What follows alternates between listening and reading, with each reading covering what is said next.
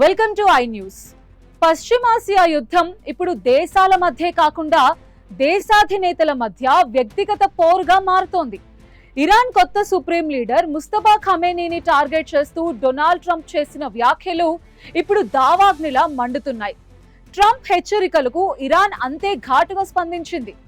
ముస్తఫా జోలికొస్తే నువ్వే లేకుండా పోతావంటూ Iran MP Mustafa జరై నేరుగా ట్రంప్ కే డెడ్లీ వార్నింగ్ ఇచ్చారు. అసలు ట్రంప్ ఏమన్నారు? ఇరాన్ ఎందుకు అంతలా రగిలిపోతోంది? ఆ డీటెయిల్స్ ఇప్పుడు చూద్దాం.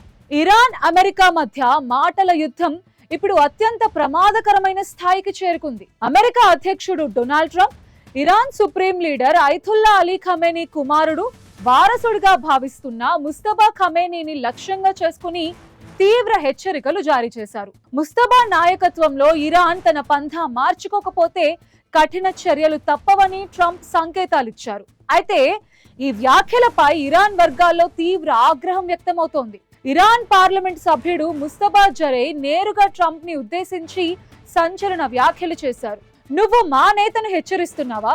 జాగ్రత్త, అవకాశం దొరికితే నిన్ను చంపడానికి నేను ఒక్క క్షణం కూడా వెనకాడను అంటూ జరై నేరుగా డెత్ వార్నింగ్ ఇచ్చారు. ఇది కేవలం ఒక ఎంపీ మాట మాత్రమే కాదు, ఇరాన్ మొత్తం ఇప్పుడు ఇదే ఆలోచనతో ఉన్నట్టు కనిపిస్తోంది. ట్రంప్ తన వ్యాఖ్యల ద్వారా ఇరాన్ అంతర్గత రాజకీయాల్లో జోక్యం చేసుకుంటున్నారని, ఖమేనీ వారసత్వాన్ని దెబ్బతీయాలని చూస్తున్నారని టెహ్రాన్ మండిపడుతోంది. గతంలో ఖాసిం సులేమానీ హత్యకు ప్రతీకారం తీర్చుకుంటామని ఇరాన్ చేసిన హెచ్చరికలను గుర్తు చేస్తూ ఇప్పుడు ముస్తఫా విషయంలో కూడా అదే రీతిలో స్పందిస్తోంది. అగ్రరాజ్యం తనను తాము కాపాడుకోవాలని, లేదంటే ట్రంప్ ఉనికికే ప్రమాదం ఏర్పడుతుందని ఇరాన్ ఎంపీ హెచ్చరించటం అంతర్జాతీయంగా కలకలం రేపుతోంది. మరోవైపు ఇరాన్ ప్లాన్ చేస్తున్న హత్యాయత్నాలపై అమెరికా నిఘా వర్గాలు ట్రంప్ ని ఇప్పటికే అప్రమత్తం చేశాయి. ఒకవేళ ఇరాన్ అలాంటి ప్రయత్నం చేస్తే ఆ దేశాన్ని మ్యాప్ నుంచి తుడిచిపెట్టేస్తామని ట్రంప్ గతంలోనే ఆబ్లిటరేట్ హెచ్చరికిచ్చారు.